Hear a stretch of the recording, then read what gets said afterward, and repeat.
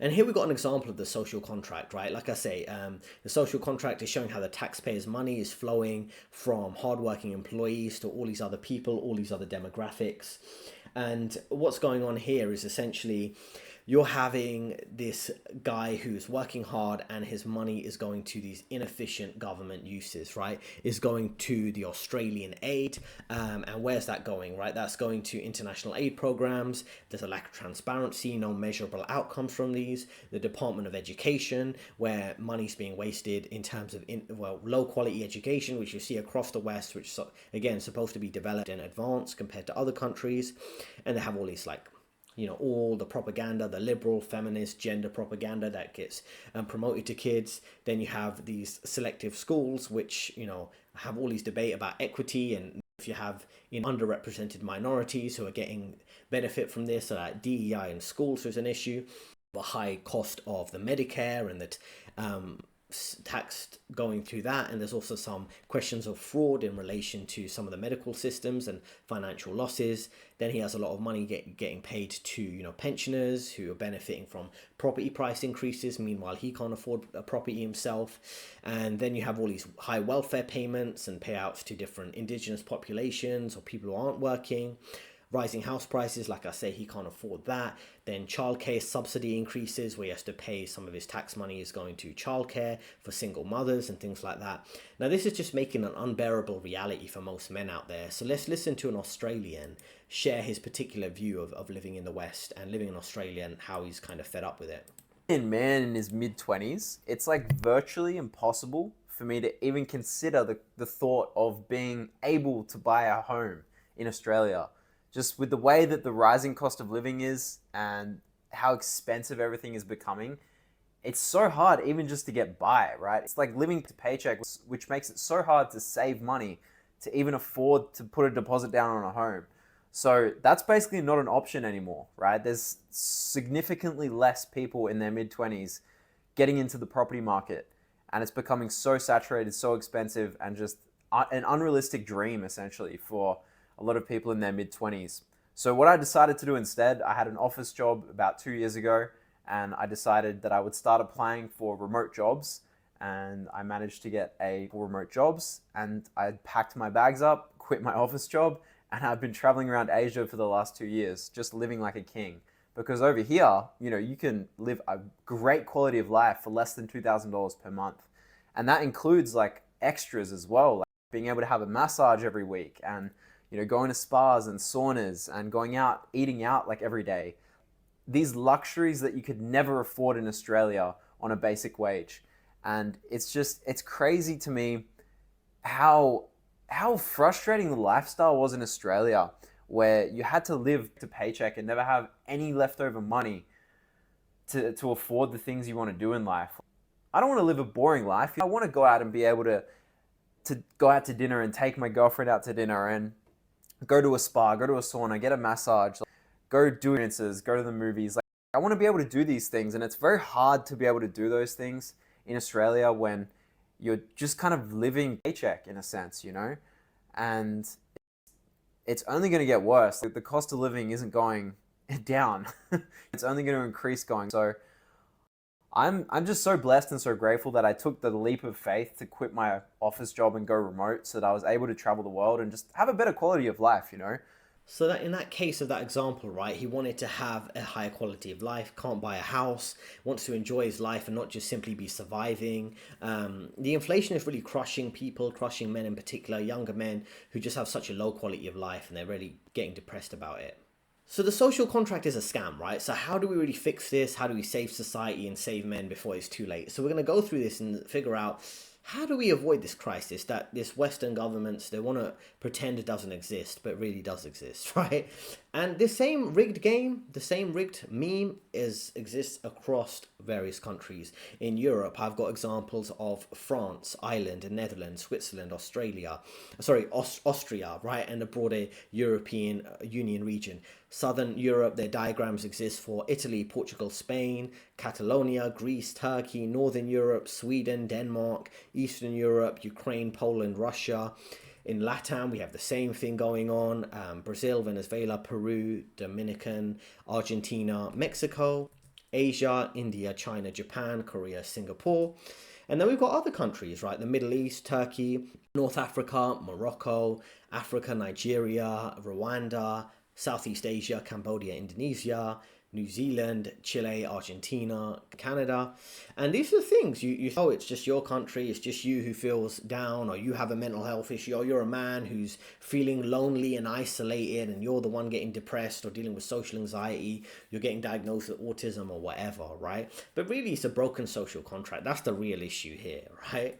Now, we've got this example of a fun example of Smurfs, right? Where this Smurf is a hardworking military-age man, and he's one working-age man, of course, and he's being exploited, right, by lazy employees, by some weird employees who are not working, and then you've got older employees who are just on vacation, and you've got female employees who kind of get their beneficial treatment by middle management or senior management who have a preference for younger women that they want to give special treatment for and give them hiring and promotion benefits.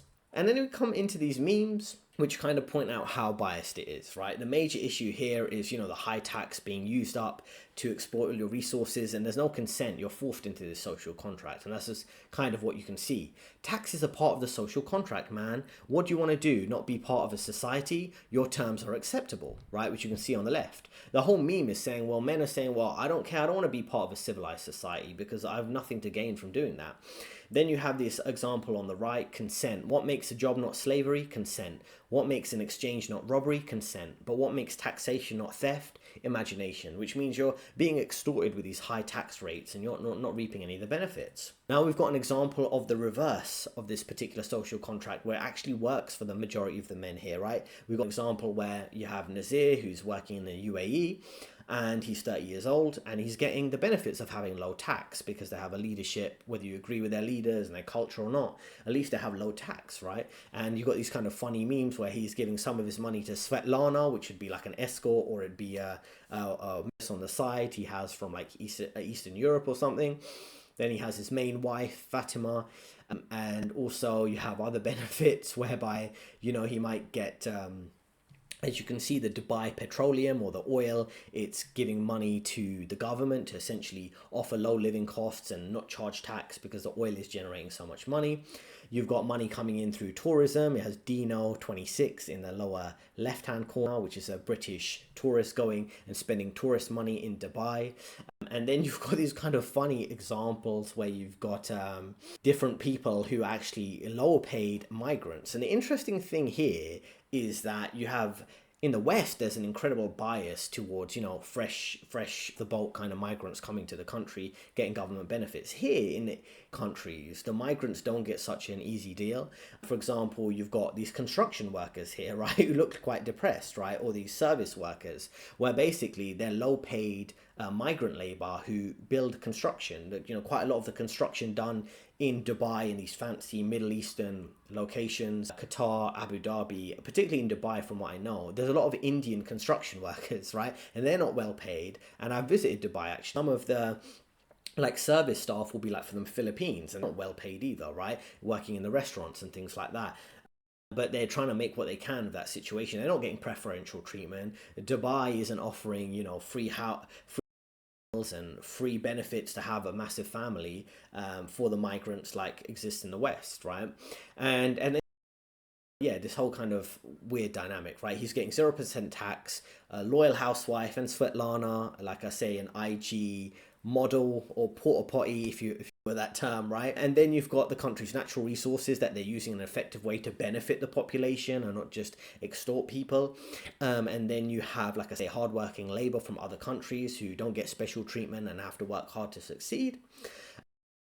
And you get police who are actually doing their job, right? That's somewhere on this screen too. And this is the thing, right? You also have fun activities you can do, quad biking, like I say, that the bottom left-hand corner with Dino you can see here. So this is a dynamic that actually works. Similarly, here you got Singapore. Again, these are oversimplified versions of what it's like, but let's just consider it here. He has his loyal wife, Faisal's with Farah. He also has his mistress on the side, Maria, or his cleaner, whichever that would be. And then on top of that, he's getting benefits from, like I say, low-cost migrant labor who might be doing construction work. They've got a healthy investment program and pension plan that's actually going to benefit them, houses for students, efficient financial system, low crime.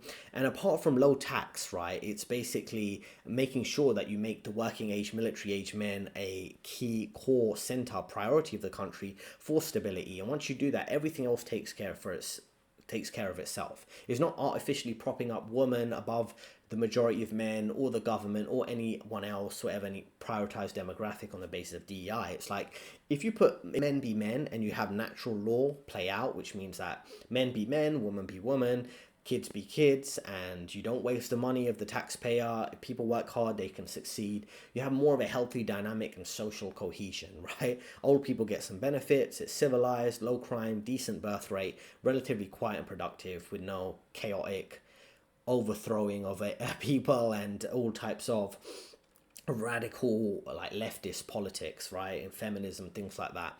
Now I understand this is kind of a simplified version, but you understand how things should work, and Singapore and the UAE in these simplified examples are an example of how it should work. But now we're going to go on to how do you actually live in this system and how do you break this broken social contract, because over the course of these videos you've seen me cover America, UK, Canada, Australia, Mexico, and we went through briefly how it exists in every other country that in the world where men are being exploited for most cases. So what are the solutions here? Firstly, high paying careers and investing, right? So something I cover as part of a solution here would be, and I've worked in the finance industry for over a decade. If you're new to the channel, Goldman's, Morgan Stanley, other companies like that. And if you have a high paying career, which is things I cover in my coaching program, you can invest in to escape that program in sense of the broken contract. Something I cover in my coaching, link in description if you want to look into that in more detail. But there are other ways, and these are things I also consider when I'm running through coaching with you. So let's get back to that particular diagram or slide. So you can have high paying career and invest. And if you have a high paying career or a specific skill, you can pursue self-employment and, move to a low cost location. That could be working online, working abroad, moving from Canada to Mexico, for example. The other example is becoming a NEET and quite quitting and finessing the system. And there's lots of government programs you can benefit from. Of course, that will come at a cost of your quality of life to a certain extent. If you're relying on food banks and government handouts to live a low cost of living lifestyle, the food quality won't be the best, where you live might not be the best, but that's an option. I think more and more men are going to drop out the system or get a massive layoff package if they lose a job and then kind of just prepare not to work again or lower their living costs or move abroad or buy a property abroad perhaps. Then you've got another set of options, right? The first one is a minimalist FIRE, right? And this would be lowering your living cost, making some investments, living on the bare minimum, having some passive income streams, living off the grid in a very low cost of area, avoiding high tax, high stress situations and environments like corporate jobs. Other thing could be parallel communities, forming or joining like-minded individuals to network and to have mutual support for skill sharing, maybe have a small, close-knit, off-grid community. I know those are rarer to find, but they are growing because people are fed up with the globalist agenda, if you want to call it that. And then also you have economic independence outside these traditional institutions if you're more self-sufficient. And lastly, you have AI and automation. You could have AI tools and build online businesses and run it as efficiently as you can with AI assistance and developing multiple income streams rather than having a traditional job, which can be quite frustrating for many people out there, right? So there's all sorts of dynamics out there to build a greater time and financial freedom.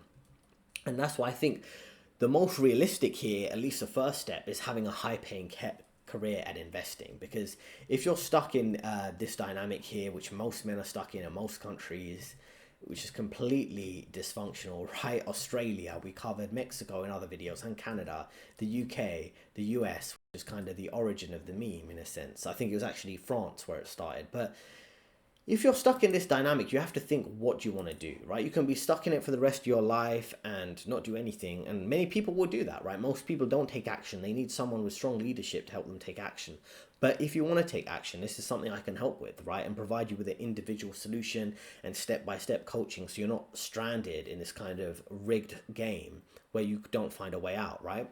So, like I say, in my coaching program, I'll map your career strategy from where you're currently at to building more financial and time freedom for yourself.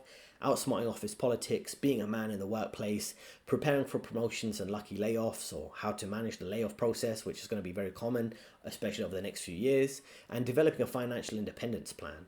So link in the description if you want to speak with me directly. Let me know what you think, because I know I've got people from all over the world watching me, right? It still blows my mind when I look at these diagrams, particularly how many there are. And let me know, how do you feel, right? Do you feel trapped in this particular dynamic? I think most people do. Most work, most jobs, they do feel trapped in some form of this dynamic. Europe, LATAM, Asia, other countries. It really does make you think. When every time I see this, I'm just like, this is a rigged system. It's not